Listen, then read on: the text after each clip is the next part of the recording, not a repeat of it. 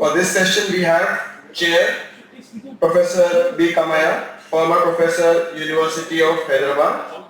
Sir also has been the former President of TILES, and his core research areas are monetary and financial economics, international finance, and applied time series analysis.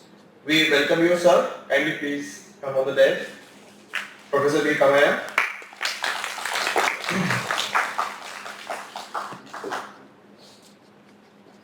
The speakers, we have two speakers for this session. First, we have Dr. Soumya Kanti Ghosh. Sir is Group Chief Economic Advisor, State Bank of India, Mumbai. He has been associated with other corporate institutions as well as many working groups formed by the Government of India, and has been involved in the pioneering work to capture the payroll data in India and other significant contributions. We welcome you, sir. Please come on, guys.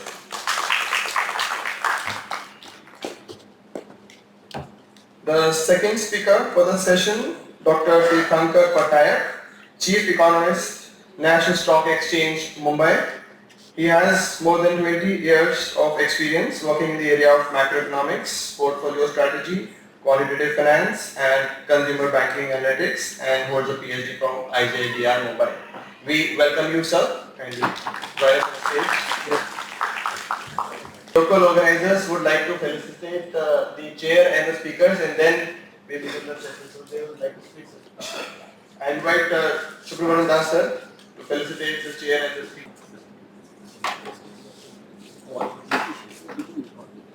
Yes.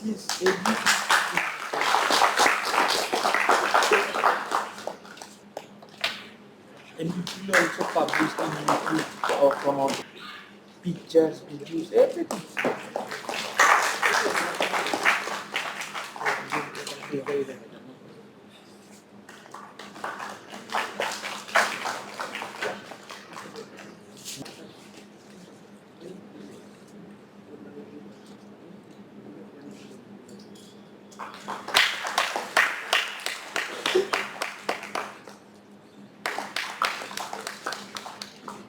Thank you, sir. Nice.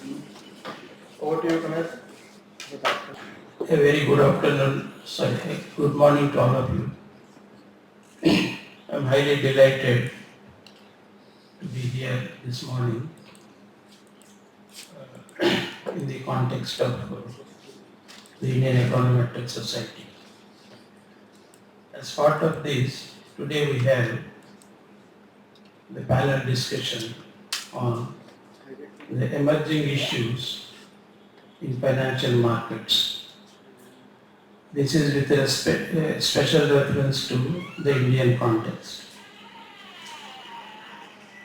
We have two eminent speakers, Dr. Soumya Kanti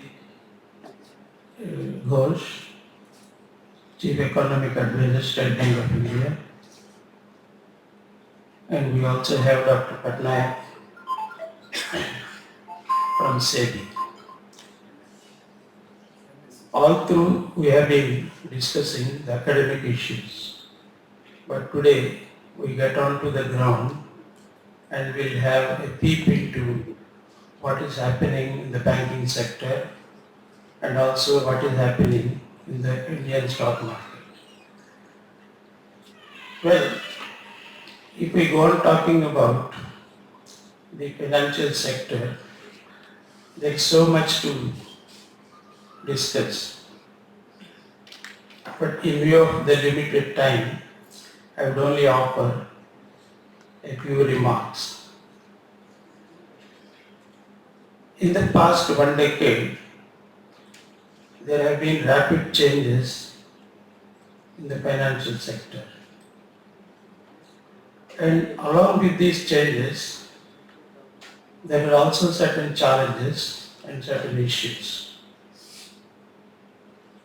Now, what those issues are and how to tackle those issues, I think we learned from the distinguished panel speakers. In my view, the financial sector has a few very challenging issues. The first one is digitization, which has been happening on a rapid pace. And in the process, we also have the third-party payments. And we also have certain regulations to control these things. So how should the digitization process be in the best interests of the growth of financial markets? So that could be one issue. The second issue refers to the data analytics. So to what extent data analytics and the fintech programs would aid in appropriate decision-making process in the financial sector. Then other equally important issues are cyber security, then how to manage the financial risk. And yet another important issue which is really emerging is the cryptocurrency. Once the cryptocurrency gains prominence, what are the additional problems that the financial markets in particular and the economy in general may be facing? So these are some of the issues to my mind. We will have to deliberate and then take appropriate solutions. So I wouldn't like to come on the way between yourself and the panel speakers. First I would like to invite Dr. Soumya Kanti Ghosh to share his thoughts on the emerging issues. Thank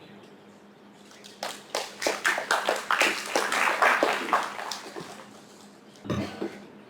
Good morning everyone, and it's always a pleasure to come here and speak to all of you, and it's so nice to meet our professors and my professor over here, Professor Krishna said. I think it has been, I still remember those days, decades back when you used to get up at 9 and attend the classes. It was so fascinating.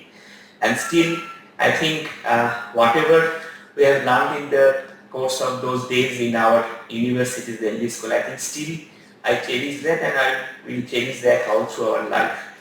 But having said that, I think what I will do today is that I will speak to you about some of the emerging issues in the financial markets, what has been currently happening, and what I will mostly speak about today, I think if I have time I will digress a little bit, is on the changing contours of the monetary policy in India post-pandemic. So there has been some changes which has happened in the conduct of the monetary policy post-pandemic. I think all of you must be familiar that India has moved over to an inflation targeting regime from 2016, and since then I think but after that the pandemic happened, the pandemic had gone, we had an era of unprecedented global inflation. Indian inflation also had peaked, it's now coming down. So in the midst of that, I think there have been several aspects of the policy which possibly is changing and which could actually be one of the issues in the financial markets in the future, and this could be also an areas of future research for researchers. Some of these areas we are also working on, but I will highlight some of the most pertinent topics today. This is basically the 7 areas of Indian monetary policy. Just for a digress on a little review, I think 7 is a very lucky number in the Indian context. There are 7 wonders. There are 7 aspects when an individual gets into marriage. So there are many things of 7. So in India there have been 7 areas of monetary policy. If we start from 35 before independence, the exchange rate was the nominal anchor. Then 49 to 69, the monetary policy was synced with the 5-year plans. So basically credit was available at that point of time. If you remember, the bank rate, reserve requirements were most predominant. 69 to 85 was an era of credit planning, where the bank rate to address the implications of money supply for price stability. 85 to 90 was monetary targeting. So again, in this case, expansion, reserve money, operating target, and broad money as intermediate target. 1988 to 2015, we had the multiple indicators approach. I think in changing policy rates, reverse repo rate were the signaling device for changing the price of liquidity and using it as a signaling device to indicate the regime shift, if any, of the Reserve Bank of India. 13 to 16, there was a precondition set for inflation targeting because it was thought that the multiple indicator approach may not be too much focused because there are many set of indicators, so there is no clearly defined nominal anchor for monetary policy. In 2016, the RBI introduced the flexible interest inflation targeting. The statement goes like that: the primary is according to the object of price stability, while simultaneously focusing on growth when inflation is under control. So it's basically, that's why it is called flexible inflation targeting, because you are given a band of 2 to 6% and you need to work around that band but move towards the median target over a point of time. Now, what has been the shift which I discussed today and in the pre-pandemic and post-pandemic? As you know that the primary object of policy is price stability and keeping in mind the objectives of growth. Now, there are 4 contours where we have seen a paradigm shift, and there are actually a lot of things happening in the financial markets. I'll go take you through some of them. The first is the policy transmission through rates and liquidity. First, policy transmission is now happening because of some changes which has been done on the operating part. The second part, and there has been a lot of literature on this forward guidance for monetary policy communication. If any of you have been following the literature on this monetary policy, I think gone are the days of the locus and the 80s. After the 90s, I think what has emerged, and most precisely after the financial crisis, that the monetary policy and the central banks use the policy communication as the forward guidance. And it has been worked in India very well post the pandemic. Then there has been a synchronized policy coordination with the fiscal policy. I think in the Indian context, this has been the problem. Monetary and fiscal policy coordination, if you look into longer periods of time, has been absent. Fiscal policy has been mostly pro-cyclical, and monetary policy has been often left with the enviable task of addressing the inflation controls. And the fourth important point is the financial stability.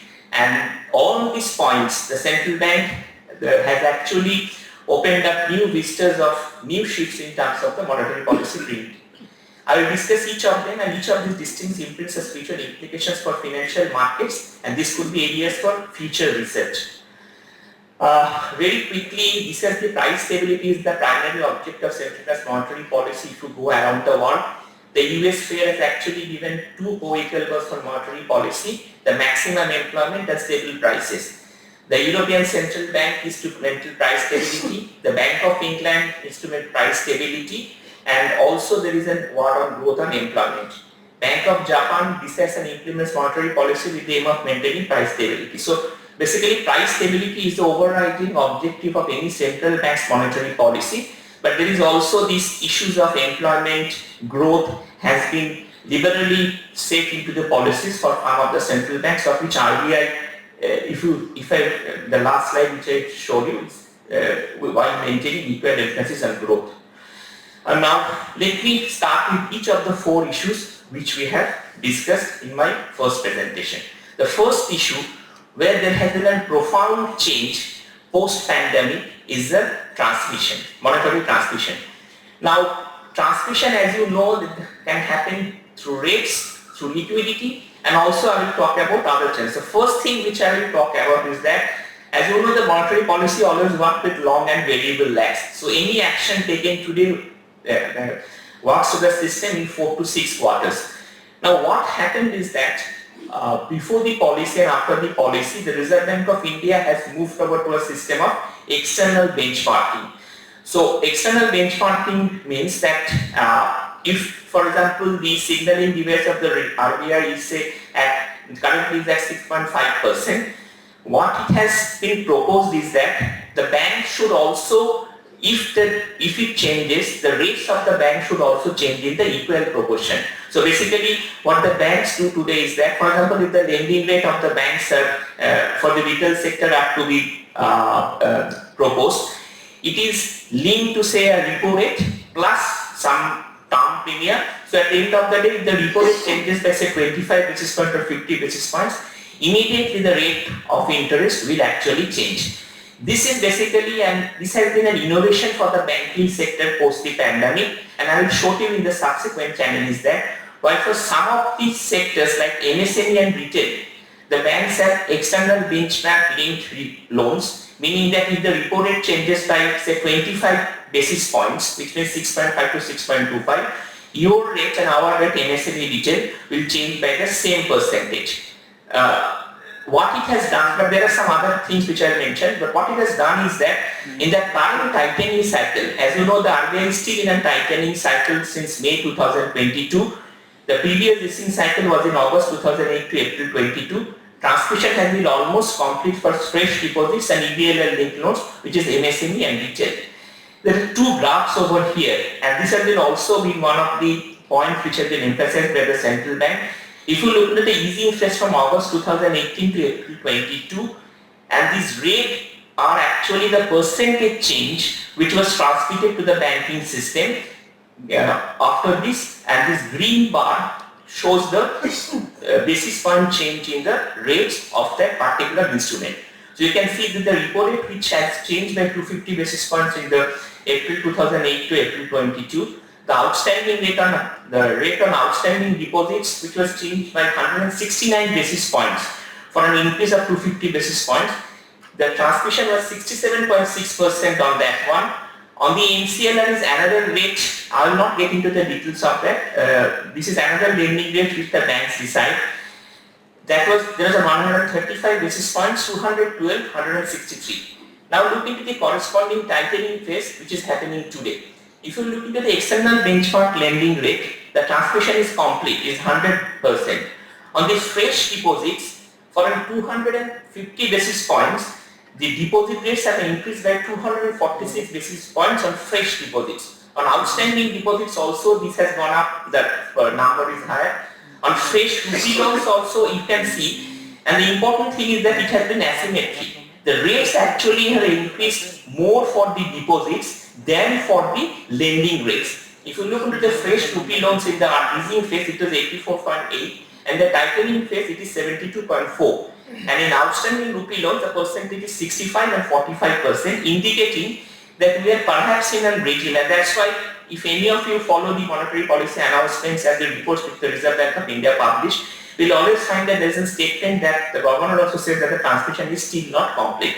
Because if you look into this data, we'll find that the deposit rates possibly have adjusted more than the bank lending rates, because bank lending, what is happening is that there are two components. One is the EBLR rates, other is the MCLR rate, which is basically a hybrid of term premium cost of the banks, which has not fully adjusted. So if you take this as an understanding, the transmission has been incomplete. Now next, go to the next slide. This is again an interesting point, is that what I said in the earlier slide, the rate transmission to short-term papers for working capital loans has been not commensurate. For example, short-term capital loans of less than 1 year now quoting at lower than the treasury bill rates. So this indicates that basically what is happening is that if you look at the bond spread also, the 3-year AAA bond spread, which was 171 basis points in May 20, is now moved to only 60 basis points, suggesting that the 3-year bonds are not priced with adequate risk premium. So there is a question which we pose. This could be an area of people to research, whether it's a better bargaining power of the corporates or it's a risk pricing which is not getting properly priced. Because today you will find that there are many working capital loans less than 1 year where there is an intense competition across banks, whereby the pricing is possibly not reflecting what it should do in an ideal circumstance. So on the one hand we have full transmission for the retail and the MSME, on the other hand there is a better bargaining power and possibly some risk pricing which is aggressive. So this is one aspect of the transmission which has happened post-pandemic. Next is the other important thing, and this is basically going to change the contours of the liquidity. As you know that the Reserve Bank also modulates the signaling in terms of a liquidity channel, and I think this has been mentioned also in the MPC minutes by Professor Goel recently of this liquidity channel. Is policy transmission is now, liquidity channel is now more asymmetric. This is basically, and description of a graph of liquidity management. Positive numbers means there is a positive impact of liquidity, and negative numbers means there is a withdrawal of liquidity. As you know, that currency in circulation is a leakage. The OMO purchases, if the OMO is purchased, that's an injection. OMO is sold off, liquidity is what? There is cash reserve ratio, there is net and sound of foreign currency, and there is also LAF injection. LAF is basically the liquidity adjustment facility, whereby the RBI injects rupee and take out rupee through several instruments like variable reverse rate repo. Now, what has been recently happening is that the government of India is now resorting to novel mechanism like just in time to efficiently channel resources towards funding centrally sponsored schemes through RBI's liquid channel. So this actually what it does is that whenever the government spends, the government cash balances actually comes back into the system through the banks, and that has a positive impact on liquidity. But currently what is happening is that these government cash balances are remaining outside the banking system because the government is trying to put in place a system of efficient resource transfer, whereby if the states are spend 75% of the amount which has been disbursed earlier, then only money is given to the banks. This is on an experimental basis in states like Rajasthan. But what it is making is that, so the money actually goes directly from the RBI and not from the banks. Earlier this money was with the banks' accounts, possibly which we call the CASA account, the current account and the savings. From there the money needs to go. Now this money is bypassing the banking intermediation channels, and this is possibly aggravating the systemic liquidity further. There are some numbers over here. You can see that repo outstanding and the government cash balances. You can see that the higher government cash balances mean that the government is not spending. On 8th February, this amount was 4 trillion, which was lying with the RBI. This number is almost unchanged at 3.8 trillion since then. The average in the current fiscal year has been around 2.4 trillion. So we are having in a situation when if we include the government cash balances, which is called the core liquidity, the system is in a liquidity surplus. But if you take the RBI repo transaction, reverse repo transactions, that is actually in a deficit. And this is basically happening because of this mechanism. And what it is doing is that you can see that the yield curve, basically the different rates which we are saying, if you look at the 30-year yield rate, the 10-year yield rate, and the short-term bills, you will find that the 10-year G-Sec rates are actually now lower than the 91-day, are lower than the 364 treasury bill. So basically we are in a situation of an possible, this is too early to say, of a yield curve which is getting inverted, because short-term rates are now staying higher for longer. As you know, this liquidity impacts mostly at the short end of the curve, and long end is getting depressed because the inflation has been coming down. So this is basically a new asymmetric channel through which policy is getting transmitted. The overall impact has been that we are in a situation with a higher short-term rates and a lower long-term rates, and the gap between the two is narrowing down significantly if you look over the last, from March 2023 till February 24, which is the latest, of most of the latest number. Another important point is that, and this is extremely interesting, and this is actually future implications for research and this digitization, which Professor also said recently, is that there is also some structural changes in liquidity. Certain banks are now keeping excess funds with the RBI under there is a system called special discounted facility, where the banks keep the excess funds with the RBI and the RBI pays 6.2% to 5%. Look into this graph. We have done an analysis from 8 April 2022 on seeing when the liquidity was in deficit mode and the liquidity was in surplus mode. On if you look into the numbers on deficit liquidity base, banks were still putting around 60,000 crores of money with the RBI. So this is basically a paradoxical situation when we have a system liquidity deficit, but banks have money which they are keeping with the Reserve Bank of India. This actually has happened, and again there have been some areas of research in this context by the Bank of UK. is that they call it the unusable liquidity. Basically the liquidity which is mostly used for precautionary purposes, because today, for example, for a bank like us, if there is some specific demand, because now the NEFT and the NEFT transaction and the RTGS transaction happen 24 hours. So if on Saturday night somebody asks for some money, you have to keep that money with you. So this is basically another change in the liquidity which is happening. Banks have keeping liquidity for this precautionary purpose. In December 23, the Reserve Bank of India has actually allowed to decide reversal of liquidity facilities under both these accounts, even during weekends and holidays. So you can see that the availability of liquidity is also getting into online mode, given the facts that there has been a transfer of liquidity now mostly on a 24-hour basis. So there are many things which is happening on the liquidity, and perhaps in the future we can see the future direction of what in this area. Now, another important point, and this which is also going to change the discourse, is basically the financialization of the savings. What has been happening is that given this liquidity issue, which the government has decided to move into a just-in-time over a point of time, there has been also an exodus of funds from the bank CASA accounts. CASA is basically the current account and the saving deposits, which are the low-cost deposits.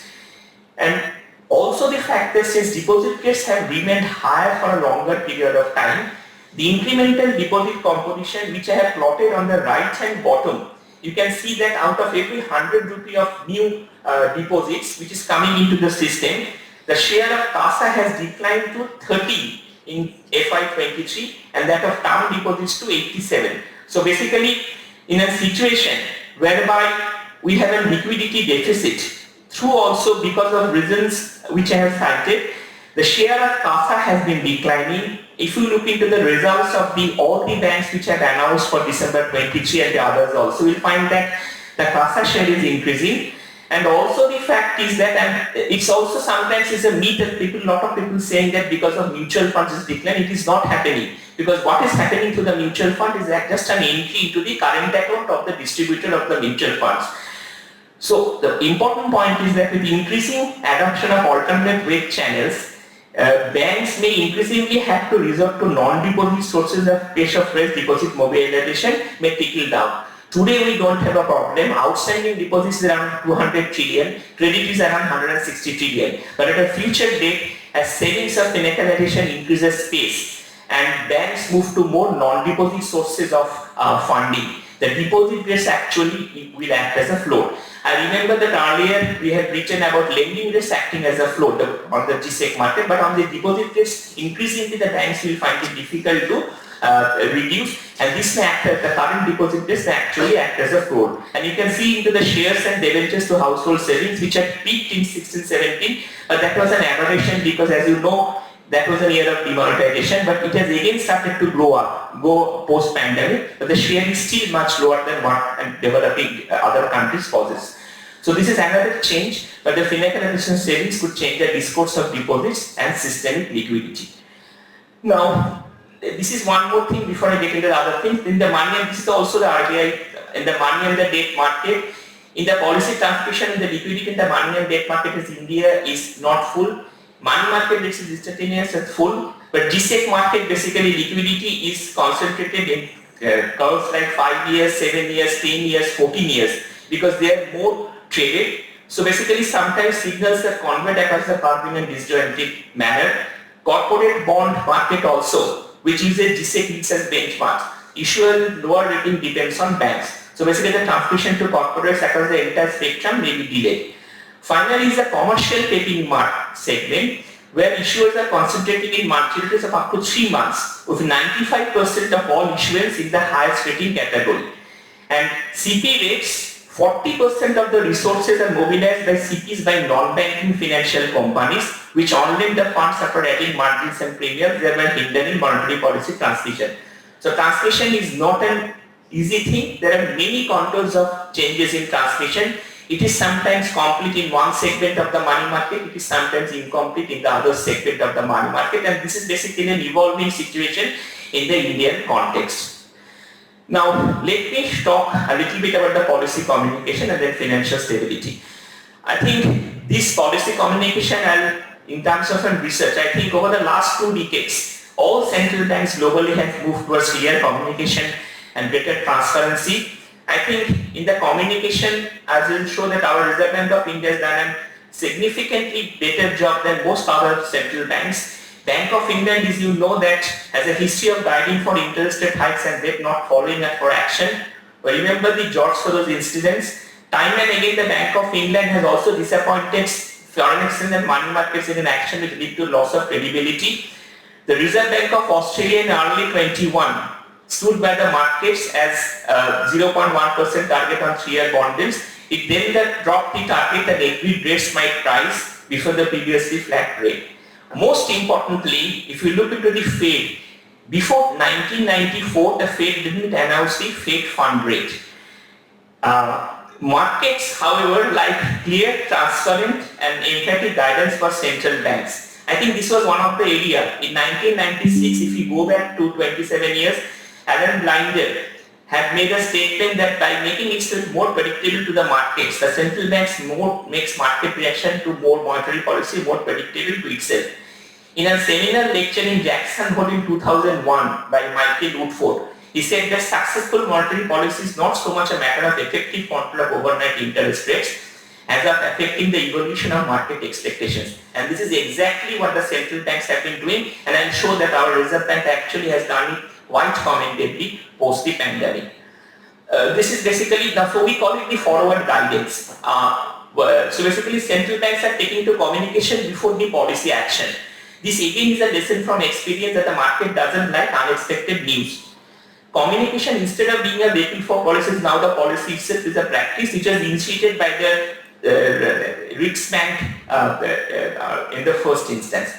Most of the central banks like the ECB and the Fed were initially loath to the idea. For example, ECB, there was a former vice president we call Lucas Papadamos, who actually was believed that there should be more implicit guidance rather than explicit guidance.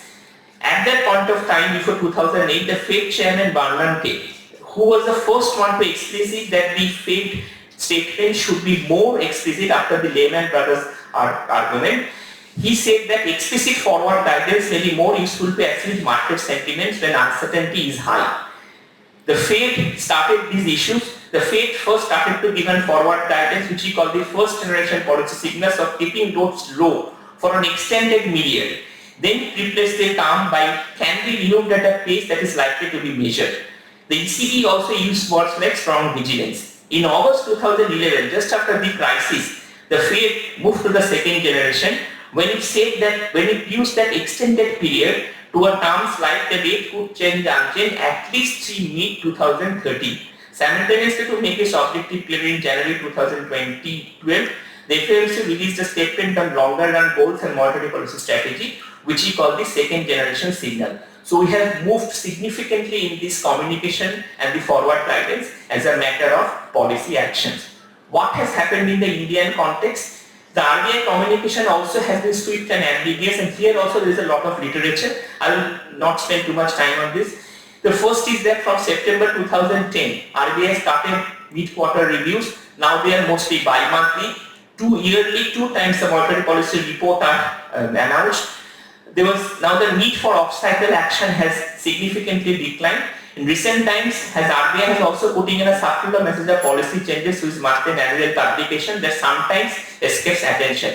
I think if you go through the RBI documents on the minutes of the monetary policy, the MPC, and also some of the monthly and annual publication, you will find that some of these articles actually give some fair bit of idea what could be going on in the central bank's mind. The first thing is that when the pandemic hit India, the communication of RBI has been very clear that growth should get priority. The monetary policy had reiterated that whatever it takes to support the nascent recovery. This point, whatever it takes, has been used by the central bank governors, like I think this was at the time which was first initiated by Mario Draghi. This is the RBI policy statements during pandemic was all about forward guidance. What we are going to do in the future, both implicit and explicit.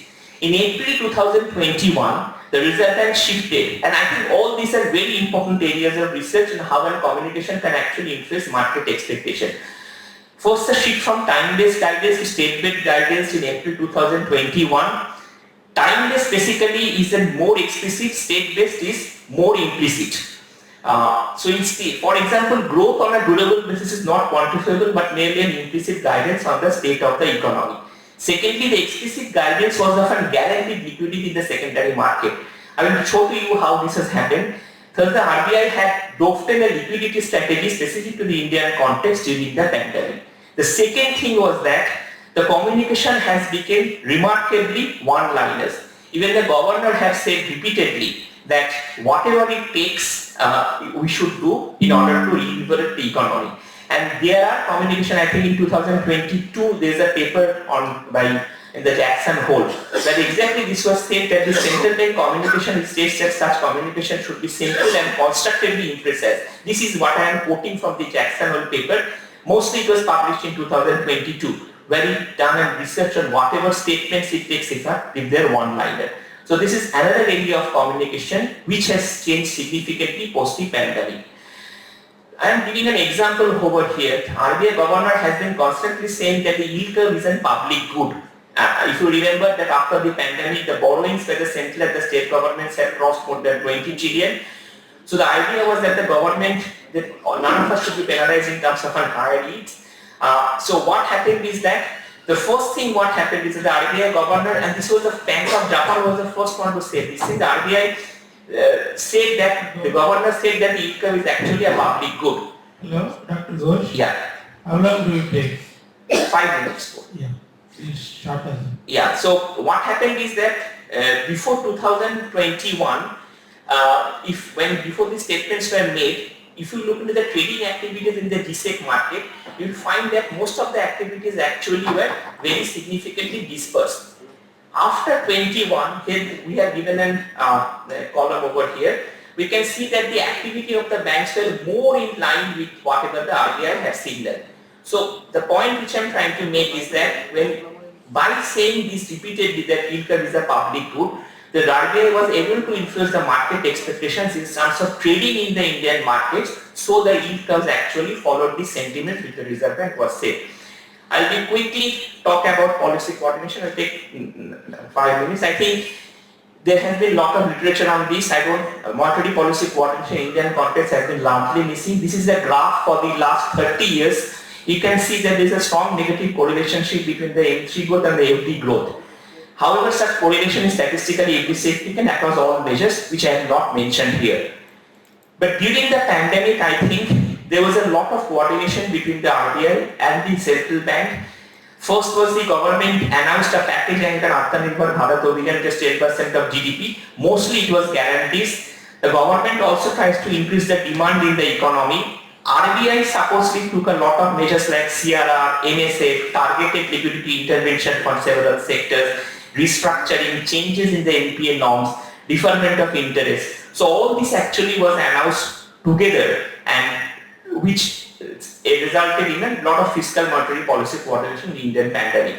The Monetary Policy Committee has maintained the accommodation stance since June 2019, and it has however raised repo rates and changed to withdrawal accommodation. Finally, I think this is a paper I am not getting into. See, we have actually looked at this fiscal monetary policy coordination. We worked on results from an Conotan Stackelberg model. The results actually were interesting, showing that the current repo rate at 6.5% is actually the ideal one. But the important point to note is that if you are moving towards a fiscal deficit target of 4.5%, with FRBN has said, the model showed that the fiscal deficit could in fact be higher than 4.5% in terms of the results. So the important point to note is that the government also itself has been tried on its path of fiscal consolidation in terms of moving towards a lower deficit. We had a deficit of 9.2% during the pandemic. We have moved to 5.8%, and our target is to move to the government target is to move to 4.5% later. Finally, a talk on this financial stability. I think this financial stability is an unresolved term. Even in the Fed Open Market Committee, nobody was sure what could be an effective lower bound reports. There have been statements by the Fed Governor Bhawan, but if you look at the examples of RBI, over the past few years, it has worked with the financial stability through a great success. This is the corporate bond spread which you can see, which was there before the pandemic, and now see the spreads actually at the lowest level. So there has been also a lot of success in terms of maintaining financial stability. This was unlike the crisis of the financial crisis years when there was some disruptions. Earlier also in the 1990s, I remember sometimes the bond rate has shot up, but this has not been the case recently because this has been worked with great success. I will talk a little bit about 1 minute about the CBDC. As all of you know, the CBDC is getting introduced. The financial stability could get a new boost with the introduction of the central bank digital currency. This could be offer an alternative lower risk option for risk adverse households. The most important thing of monetary policy in a CBDC era will be the impact on seigniorage, and the central banks could save up to 90% of the cost. The central banks could, I think there is not enough work on this CBDC because this is in a pilot stage. But if you look at some of the examples like the Bank of England research paper, this causes lower real rates, reduce monetary transaction cost, grow the economy and improve financial sector stability. I think this is one, we are working on one area of the CBDC. Hopefully that will give an idea about how it is going to impact. But I would like to end here by saying that the digitalization, which is not a part of this presentation, is that the digitalization has also impacted the money multiplier and other things significantly post-pandemic. And possibly the time has come maybe in the next 1 or 2 years, we could see that also as a measure in terms of the monetary aggregate which is going to get published. Which is published by the RBI on a continuous basis. I would like to end here and thank you for me the opportunity. Thank you very much, Dr. Ghosh. I think your lecture is quite informative. How monetary policy changes through the transmission mechanism has impacted the economy in particular. Though the focus was less on the emerging issues, but the lecture was quite informative. Thank you very much. We are running short of the schedule. Now I request Dr. Tirthankar Patnaik to give his presentation. Professor Kamaiah, Dr. Ghosh, people in the Econometric Society Conference, thank you for the opportunity. I will try to finish in 30 minutes. So the topic I want to talk about is retail investments. This is one of the things or issues, trends that has really come up since the pandemic. Indian markets, you all would have seen in Dr. Ghosh's presentation, one of the slides was on shares and debentures as a proportion of household savings. How it's come up, it's still shy of the demonetization numbers, but it's at about 4.5% of savings. So that gives you some sense of where my presentation is going to be. I'm going to talk about what has happened with retail investments in the last 5 years and basically quantify some of the numbers here and look at some of the behavioral aspects which because I'm part of the National Stock Exchange that has about 93-94% market share, gives us a unique position to provide some insights on. So here goes. Just a very quick thought on where we are as a market today. These are forward valuations of the Indian market on MSCI India and MSCI India compared with MSCI emerging markets. The core point on the left chart here is that India typically trades at a 16 times multiple to its forward earnings. So it is what one would call a very reasonably and richly valued market. And at this point, we are about one standard deviation away from that long-term average. Similarly, if I compare India versus the emerging markets base, notice that we are usually 50% more expensive than the emerging markets peers. So this is not for us as Indians who invest only in the Indian markets, but think of an Asian manager of funds or a global fund manager or a foreign portfolio investor. For him, India as a market is always 50% more expensive. This is on an average, and at some points, right now, in fact, it is 90% more expensive than an emerging market peer for India. India, therefore, is a favorable investment destination for both foreign investors as well as domestic investors. We know this, but I just wanted to provide some quantification of the numbers here. So, foreign institutional investors, for instance, in the last 25 years, they've been sellers of Indian equities only 3 or 4 times. That's it, significantly so. One was, as you can see in the chart, it was in the global financial crisis, and the other was very recently around the pandemic. Domestic institutional investors, the time series is slightly smaller, but shorter, but notice that in the last 3 years, their investments in the markets have also significantly moved up. And you can see the last 3 columns here. I'm not sure if you can see this part here. So in terms of numbers, they have put in about 2 lakh crores in FY22, 2.5 lakh crores in FY23 and so forth. So India is good from an institutional perspective, but I'm here to talk about retail investments. This is how the indirect channel works. We are still in the institutional investments territory. This is SIP. Everybody knows and hears about SIP. Everybody has probably heard about mutual fund Sahi Hai campaign, and this is the sort of impact. The left-hand side here is how SIP inflows have risen in the last several years. From a quarterly basis now, they touch about 45,000 crores. And what has that led to is that the DMF share, domestic mutual fund share of the Indian market has gone to about 17% of the free flow. This is again one of the implications of how successful SIPs have been. So I'm still talking about the indirect channel. Now I'm talking about the direct channel. So if you look at retail investments in India over the last several years, and we have 20 years data here that I will refer to again and again, but over the last 15 odd years as well, retail investments in India have touched about 19% of the free float in the market. And this is how retail investments have picked up. So, when I began looking at the markets in early 2000s, about 2% of the country were invested in the markets. And if you looked at from Dr. Ghosh's presentation there, the numbers prior to FY16, FY17 were about 1% or 1.5%. The average Indian household contributed about a percentage of its household savings to shares and debentures. That's it. And how many of us invested in the markets? Not many. Look at how many people directly invested in the markets, and these are not demat accounts but actual PANs, actual uniquely investors.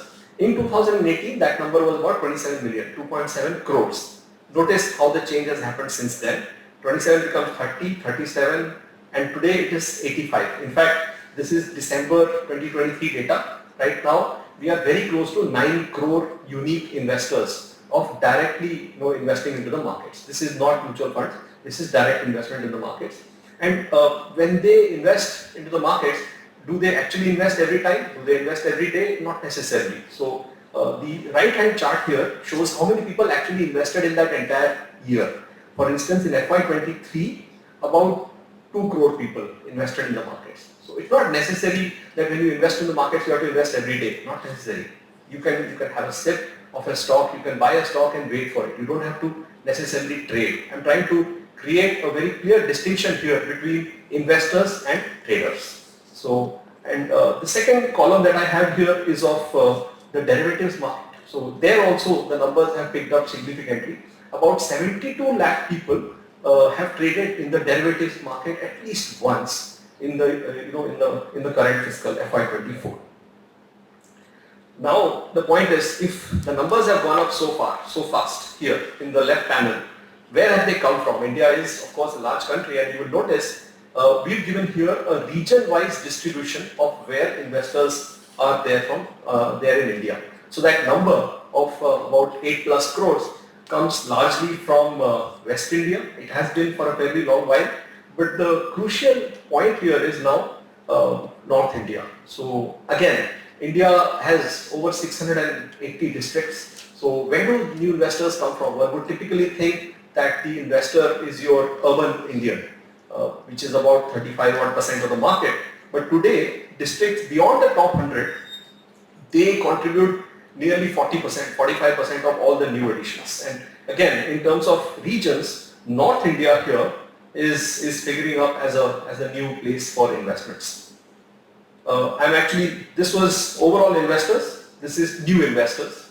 And notice here that North India has contributed significantly. In fact, incrementally, it now contributes more investors into the markets than even Western India. And here again, the big state is Uttar Pradesh, which has its might in terms of population, but which is kind of showing up now in the market entry as well. I will now go to flows. I will spend some time. I'll come back to this particular part when I talk about districts. But in terms of flows, I've just shown something very interesting in terms of net flows. So we follow a fiscal year, and what we've done is every year's cumulative flows from the markets into the markets rather are put in from an April to March chart. So we begin at 0 every year, and as the year flows, we either are negative into the markets or positive into the markets. You will notice that barring the last 3 years, retail investors have been generally sellers in the market. So our typical construction of the noise investor who doesn't know much in the markets, who comes, basically loses money, and therefore the idea is also to look at probably indirect channels of investing into the markets. Again, the mutual funds are here. That seems to have had some second thoughts in the last 3 years. Look at our charts here. So seemingly numbers have started picking up from the direct channel as well. And this is again coming back to some of the points Dr. Ghosh also made. So one, of course, is what has been leading to this kind of investments. Of course, lower interest rates, households are moving away from fixed income based investments or instruments of savings, and they are moving towards shares and debentures. And in the pandemic, one saw a sharp jump in savings, which has subsequently come off, but numbers did pick up. So we have two thoughts here. Why exactly did these retail investments happen? One of the many causes beyond the interest rate arbitrage or a better return for their assets has been the digital channel. So one of the things Professor Kamaiah also spoke about was this issue of digitization. So here digitization is seen from a positive perspective. India has created DPI. The term is DPI, Digital Public Infrastructure, at better than probably any country in the world. So Indians today use more data than any country in the world, not just in toto, but also on a per capita basis. The average Indian uses more data than the average American. The average Indian uses more data than the average Chinese. And of course we use it largely for YouTube, but yeah, I mean, this is what it is. So the fact is we have a channel today which allows us through initially it used to be JAM. It allows us to invest in any kind of instruments rather seamlessly. I keep saying when I kind of talk about this topic that in a class, if you're feeling bored enough in my lecture, you can open a stock market account. It takes only that long. You can do it from your phone. So, but I'm taking a bigger picture here. I'm looking at overall ownership in the markets, and notice there are two trends that I've been speaking about. One is how retail investments are picked up directly, and second, how retail investments are picked up from an indirect channel. So in this set of pie charts, I'm not sure if you can see the numbers here, but let me say this. In September 2006, domestic mutual funds had 4% of the market. 4% of the market. That number by 2013 had dropped, in fact, to 3.3% of the market. In absolute terms, it could be higher, but in percentage terms, it had dropped. And today, that number is 8.7%. So in the last 10 years, the share of domestic mutual funds in the market has doubled. This is the big saving shift that is happening into shares and debentures, again from an indirect perspective. One other point that's to be very important here is, so I used to be in an investment bank many years earlier, and our major clients were all foreign portfolio investors. Today, not so. Our major clients, for an investment bank today would be domestic institutional investors. In fact, if you add up the non-promoter Indian ownership of the Indian market versus the non-promoter foreign ownership, the non-promoter Indian ownership is today higher, which effectively means that if you have global tidings of rising interest rates, dropping interest rates, in the face of such headwinds, the Indian markets today are much more resilient than their emerging market counterparts. I will show this at some point in terms of numbers. In fact, right here. So what we have here is a research, what's called a return quilt. This is the return chart for a global investor. He could be investing in Bitcoin, Nasdaq, in the Russell 100, Russell 1000, MSCI World, and so forth. And what I would like to point out here is, look at the second last column, and you will notice that 2022, the year of the Russia-Ukraine war, the year of the Fed moving away from transitory in their inflation forecast. The year of high interest rate hikes led to a significant bear market for risk assets, absolutely global equities as well. So MSCI World fell down about 17%, Nasdaq was down 32%, Bitcoin was down 64%. In fact, gold was also flat. But in that year, where, by the way, incidentally, FII sold the most in this particular year, Indian markets actually went up 6%, 5.7%. So that is the consequence of some of the points that I made earlier, that retail investments, either directly or indirectly in the markets, are such that Indian markets are, that's translating into higher resilience for the markets. I will now focus a little bit on the behavioral aspects of this investment. What exactly is happening? Where are they investing? Are they taking more risks? We learn in our finance classes or market microstructure classes that retail investors are noise traders, of course, right? So let's see that. Now, first of all, what we've done here is we've taken the gross traded value of all the stocks traded in the market and put them into deciles. So the higher the decile, the bigger is the market cap, and it's obvious that the bigger stocks trade the higher. So in terms of understanding this table, look at the first column, the very first number, 10th decile, has got 49.5. What it means is the top 10% of stocks in the market, which will be your Nifty 50 and Nifty next 50, top 100 stocks, they accounted for about 50% of the entire turnover in the market. So they were only 10% of the market in terms of numbers, but they accounted for 50% of all the turnover. Now what happens is, when risk rises in the system, people move away from small cap stocks to large cap stocks. They seek shelter in large cap stocks, and when there is a risk love scenario, when people are willing to take risks, then trading starts shifting from the large caps towards small and mid caps. And some of us who follow the market, you will notice that happening in the third quarter of last year, fourth quarter of last year, small and mid caps. In fact, last year the Nifty did 20%. The overall market cap of India went from touched about $4 trillion, so went up about 29%. But small and mid cap universe did 45 to 50%. So this is the time when people wanted to invest in smaller caps. And notice what has happened. I am not talking about such periods. I am talking about this periods here. So typically, when people were looking at risk, the share of the higher decile became even higher. What exactly are retail investors buying? I am trying to answer those questions now. So, of the NSE listed universe, the entire universe, which has about 2,500 stocks, retail today owns about 9.4% of the market. Yeah. Compare that with promoters, they own 50%. Foreign institutional investors, they own about 19% of the market. Now, if I look at the Nifty 50, which is the top 50 companies, these contribute about 55-60% of the overall market cap, understandably so. The share of foreign institutional investors is even higher. They own about 25% of this market. And retailers own less, relatively speaking, from 9.4 to about 8.2. But if I look at all listed companies X the Nifty 500, in other words, take the 2,500 companies, take away the first 500 companies, you're left with a very, very long tail of small companies. That's where retail investment is 20%. So the average retailer is taking more risk in terms of the smaller, small and mid cap stocks. This is something very interesting that we see. And if I look at the free float, that number is even higher. The average retailer today owns about half of the long tail in Indian markets. Now, who trades in the Indian markets? Why do we consider retail investors important? So I've told you that they own about 9% of the market. That part is right.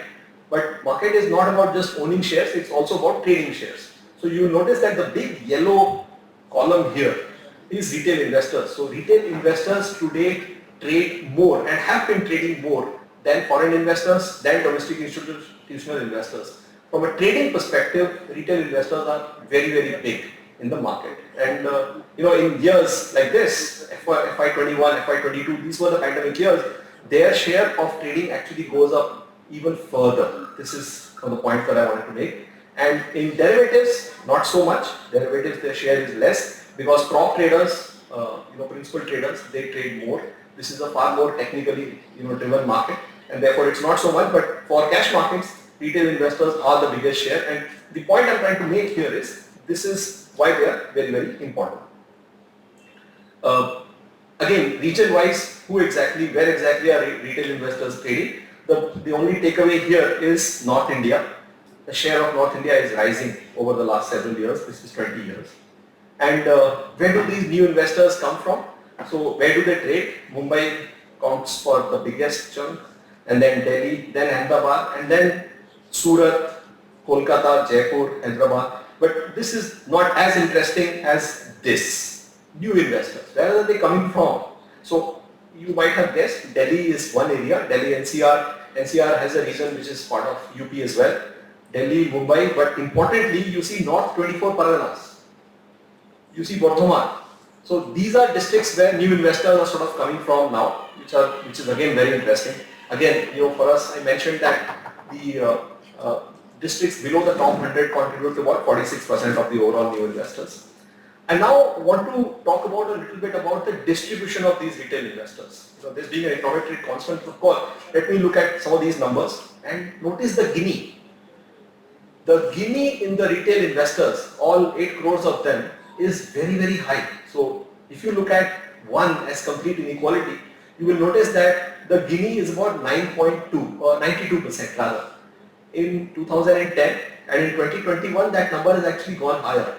So while retail investors are one big pool of nice traders, they not really are. In fact, the top 10% of retail investors contribute to nearly 90% of the overall turnover in the markets. And the same goes for net investments as well. So retail investors are a very, very, very skewed distribution, highly skewed distribution. And in terms of numbers, because this is just the Gini, in terms of numbers, notice this, the last columns here. In November, for instance, 1 crore people traded. Out of those 1 crore people, 35 lakh people traded for less than 10,000 rupees in the entire month. And this is about their overall turnover. If I go up to say 1 lakh, my number will go to 35 lakhs plus 39 lakhs. So about 70 lakh people, more than 70 lakh people out of the 1 crore traded less than 1 lakh number. And if you see the big guys, 16,000 people, 16,000 investors traded more than 10 crores in the entire market. This is trading, this is not net investment, and they contribute about 20 basis points of the trade. So the point here is to give you an idea about just how skewed the market is. And notice this 16,000 has your mutual funds, it has your foreign institutional investors and everybody, but the tail is very, very, very, very long. And in derivatives, it's actually even higher. And I just wanted to show a couple of points here. So I have 10 minutes or 5 minutes? Okay, thank you. So we did a quick analysis of, when they come into the market, do they stay in the market? So if you notice here from 2020, what we've done is we've taken a cohort of investors that traded in a particular quarter and we wanted to check if they stay in the next quarter. So you will notice that, for instance, 58 lakh people traded in the first quarter of 2020, but the next quarter there's a significant drop. Again, in the next quarter, 62 lakh people traded, but of this cohort, very few traded, relatively fewer traded in the next quarter. So, and this keeps going on all the way till 2022. What I'm trying to say here is the market is very interesting. More and more people come into the markets every quarter, but they don't necessarily stay in the markets. This still does not negate the thesis that more people come into markets. So you have a very curious and very interesting aspect of Indian markets where markets are relatively getting incrementally more interesting. Households, I will come back to that point, households are allocating a higher share of their savings into non-fixed income based instruments. But when they touch the market, they don't necessarily stay in the market. So there is buyer's remorse as well. So this number went up all the way till 1.6 crores, 16 million in 2022, and notice what happens every next quarter. So a big chunk does not trade in the next quarter. And my last point in the presentation here, we all look at standard demand supply curves. This is everything that we have seen in Economics 101. We have an equilibrium point, we have supply, demand, and so forth.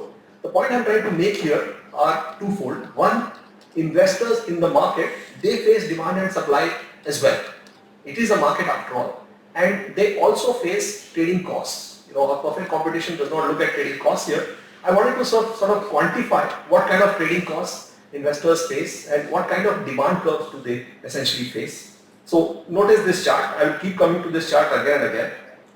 Look at this here. So you can see a lot of numbers here, but I will just, please have some patience here. This is Reliance on November 30th, 2022. So at 9:15, we have the market. There are 518 people, 518 orders that we are having in the market. People are willing to buy Reliance at 27.12, and people are willing to sell Reliance at 27.12, 50 paise. So this is the gap between your supply and demand. And this is something that we will try and quantify in terms of the demand supply curves that I pointed out earlier. Notice the demand supply curves, they intersect, and the point of intersection is the equilibrium point, and on the x-axis is Q and the y-axis is P. So if I try and chart this in terms of demand and supply, this is what I get. This is my supply curve. The blue part is my supply curve, and the red part is my demand curve. So you will notice that the demand and supply curve try and intersect at this point, somewhere here. This is where the equilibrium point will happen. And beyond that, we never see the left part of the demand and supply curve, as you will notice, for obvious reasons, because at this point, the equilibrium will already have taken place. You will never see a place where demand is at price P here and supply is here. I mean, naturally, there will be automatically, people will be willing to buy. It's like you're offering something at 90 rupees and people are willing to buy it at 150. That will be an instantaneous trade. So what in real life we get is this part of the right hand side of our supply demand curve. This is the demand supply curve and this is the demand curve. And notice this is only at 9:15.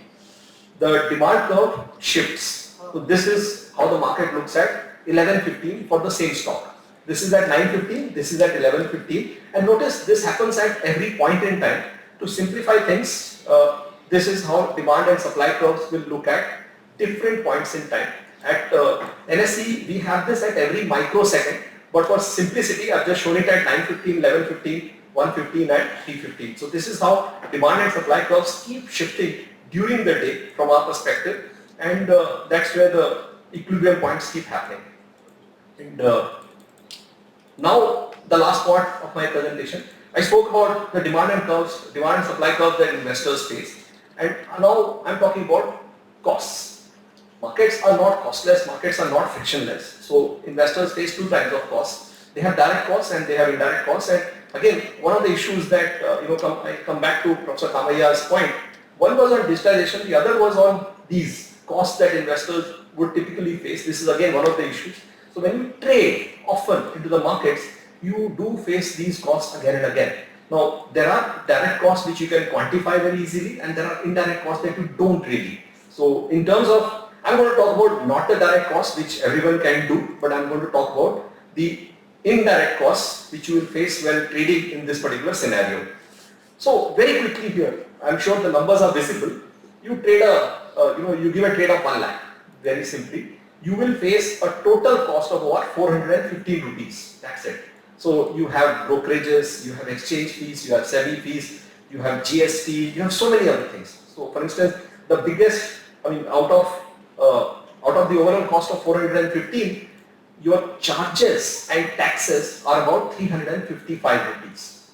The rest is impact cost. Impact cost is what you will pay over and above your buying price and what you will get below your selling price. You wanted to buy something at 100 rupees in the market, you will not get it at 100 rupees. You might get it at 100.05. 5 paise may not seem much to you. At a 1 lakh rupees, it is basically just 60 rupees trade. Most of us will not even notice it. And I'm going to try and quantify this a little bit here. And this is what happens when you trade often. And I just wanted to quantify some of the trade costs that investors face. So I mentioned this already. Impact cost is what you pay over and above your buying price and what you get below. And it will be very clear. Impact cost is asymmetric across buy and sell. Notice this here. The buy and sell curves they don't have the same slope, they don't have the same demand, they don't have the same prices either. So you will see asymmetry between buy and sell depending on what side of the market. Again, in a very liquid market, you may not notice this, but when you trade often, these things will come into the picture. And this is how impact cost looks like. Yeah, there is nothing here. So what I have shown here is some of the big stocks in the market, and you wanted to trade, and I have basically just quantified impact cost. It seems like zero. And if I graph 60 on a base of 1 lakh, nothing is visible. So this is what the investor sees, and he is happy. What I have done here is we have given orders from 1 lakh all the way till 20 lakhs. Still in retail territory, but this is what the investor sees. However, if I magnify this chart, life is like this. It is not quite flat. This is what the investor sees. This is that 60 rupees. But if you magnify this, you get this. So impact costs vary a lot during the market, and investors, as they come, and they trade again and again in the market, they face these impact costs. And you will notice here that impact costs change through the day depending on the liquidity available. They are also asymmetric. Sometimes on the buy side there is high liquidity, sometimes there is on the sell side high liquidity. Depending on which side of the market you are, you might face significant levels of impact costs. And by the way, these impact costs will change by the liquidity of the stock as well. So for simplicity, what we have done is, and the various lines that you see here are orders from 1 lakh to 20 lakh. On an average, very simple average on buy and sell, impact costs are different. I already mentioned this. For a stock like SBI, you won't see probably any impact cost. It's flat. When you want to buy it at a particular price P, you will get it at P plus delta, and delta tends to zero, very less. But if you go to a low liquidity stock, you might get significant levels of impact costs. And notice my earlier point made that retail investors do buy the long tail. Retail investors are 49% owners in the long tail of the market. This is something that they need to be cautious about. And this is how it is over through the day. SBI, for instance, and then you get lower and lower liquidity, the impact costs keep rising. At some point, you get significant levels of impact costs. So I just wanted to stop here. I wanted to point out that we've spoken about how retail investments have picked up in the pandemic, and how retail investors today are a significant and important part of the market. They trade the most in Indian markets today. And what do they buy? We noticed that while they buy through the indirect channel mutual funds, which has translated into mutual funds owning double their share of the market today as they were even 5 years back or 10 years back. They do invest through the retail direct channel as well, and their number has gone to about 8 crores now, or rather 9 crores as we speak. And they do buy the tail of the market. And I wanted to point out two parts. The markets are not frictionless. We know this, but we try to quantify this. And I just showed how they face varying demand and supply curves through the day, and of course the cost that they face. Thank you. I think all of you agree with me that we had two inspiring and informative lectures. Dr. Ghosh presented how monetary transmission mechanisms could influence the money market and the financial markets in general.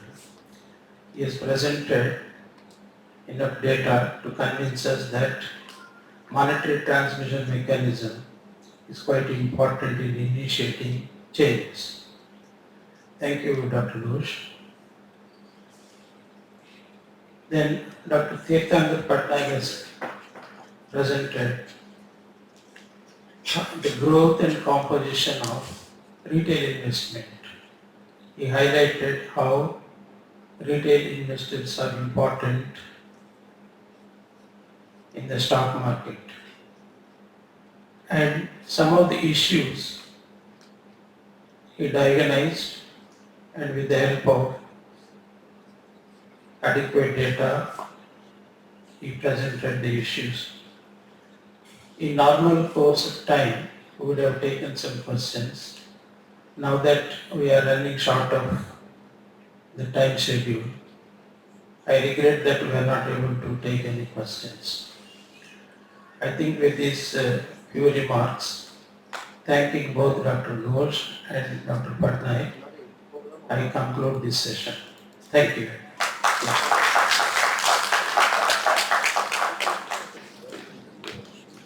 Thank you very much, sir, for your very nice summary. Sorry, because of organizational preoccupation, I could not attend the whole session. Although I was here and there, I was listening. I'm thankful to Dr. Ghosh from SBI, who has been into various assignments. All of us know that when he was introduced, we were told the kind of assignment that he is preoccupied with. With all kind of busy schedule, he could make out, he could come, he could share the time. He was here with us, and he will be here for some time. Those scholars, I'm sure parallelly there is some technical session going on. Some of the scholars who are sitting here are running to the parallel technical session. So I'm sorry that we are not able to discuss much.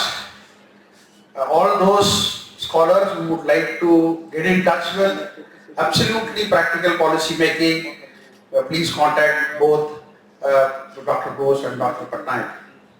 Dr. Ghosh, thank you very much for coming here.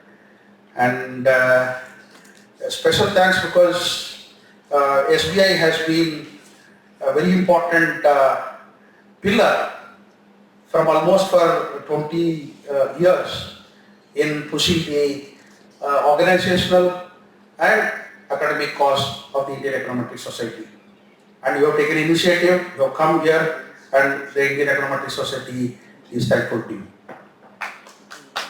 Dr. Patnaik, I know you very well, and very good lecture. Sorry I could not hear Dr. Ghosh, but I have heard you. I know I have earlier also I have heard you, and very good thought-provoking lecture. In fact, this kind of lectures should take place at institutional level, also at universities and all. And I will be looking forward. And you have been now the part of our organizational network, and I'm sure you will be able to push in your own way the academic cause of the society that we will be pushing in time to come. You have taken your own time and you have spared your time, and thank you very much for coming here and giving your special ideas. Thank you very much. I thank both of you. I thank Chair.